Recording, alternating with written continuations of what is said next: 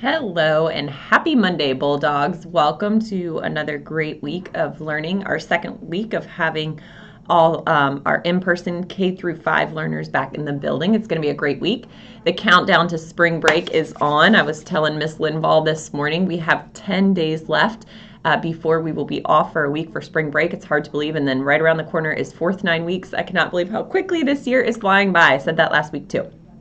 All right, don't forget, I will be coming to you live at the beginning of every week to provide you with the latest school updates.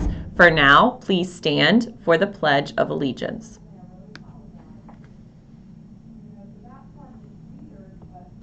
I pledge allegiance to the flag of the United States of America and to the republic for which it stands, one nation, under God, indivisible, with liberty and justice for all. You may now be seated for our moment of silence.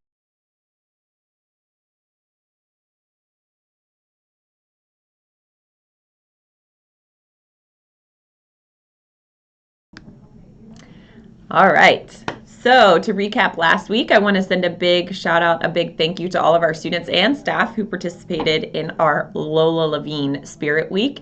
Even Spike, our mascot, got in on the action. If you check out our Padlet page, you can find out who Spike's favorite team is and maybe see him in his pajamas and who he dressed up for on Community Helper Day. He was really getting into it last week. Also, we are continuing to read our Hampton Reads 1 book, Lola Levine Is Not Mean.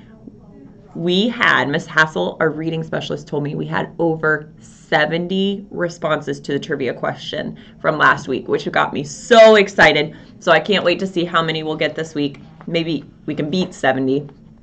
But we are continuing to read chapter 6, Meow Meow.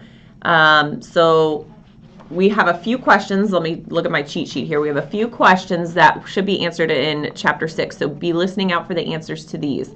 What happened as a result of Lola's letter to Principal Blott?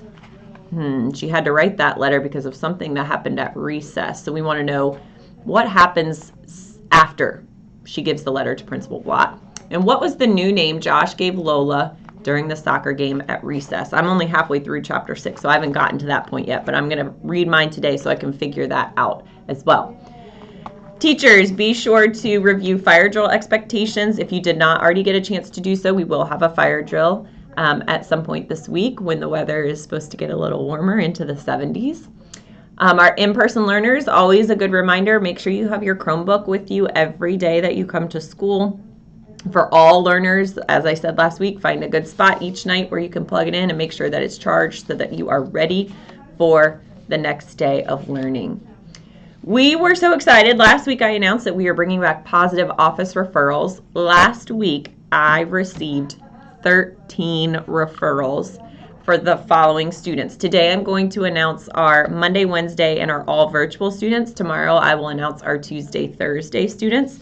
So up first we have Marcel Whitley in Miss Brown's room. He was referred for demonstrating positive relationships. And Marcel, your teacher, said that you were being a great friend. You were worried about one of your buddies and wanted to cheer your friend up. So she gave you a kudos. Thank you, Marcel, for spreading kindness throughout our building. Also recognized was Cameron Pauling in Miss Valley's class.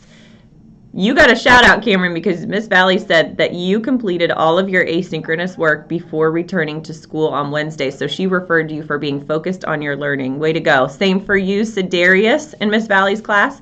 You were chosen for the same reason, completing and turning in all your asynchronous work or your independent work before class on Wednesday. That is awesome. Keep up the great work. We also have in 5th grade, Kalia Whitehead from Miss Brace's room.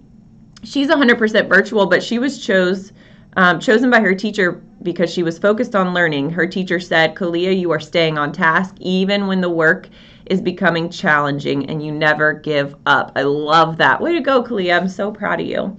We have a few other 4th graders. Let's see. We have Deatrice Graham, Travis Jackson, and Akari Whitehead, who are also 100% virtual, but they were also chosen for being focused on learning. Your teacher, Miss Bradley, says you've been working hard all week and making a great adjustment into your new learning environment with a new teacher and new classmates. All 3 of you have been working hard and participating often. I love to hear that. Great job, gentlemen. Let's see, these were made by Dr. Rader. So we have a referral for Emmanuel McCants for positive relationships. Dr. Rader says, Emmanuel, you always show your big, kind heart towards all the students during guidance Zoom meetings. Thank you, Emmanuel, for spreading that kindness. And last but certainly not least, we have Kamari Osborne from Miss Hess's room, who was also referred by Dr. Rader. And she said, Kamari, she loves how much you love to learn and how much you love asking questions, curious nature. That is awesome. I'll be making some positive phone call homes to celebrate you all as well. So keep up the great work. I will announce, like I said, our Tuesday, Thursday in-person students tomorrow, so they have an opportunity to hear their name and get their shout out. So like I said, I got 13 referrals this week. No pressure, but I hope we can beat that for next week. I can't wait to see who gets recognized this week. All right, that is all for our Monday weekly announcements. Make it a great day, and we will see you as we move throughout the building and pop into Zoom meetings. Have a great day. Have a great week.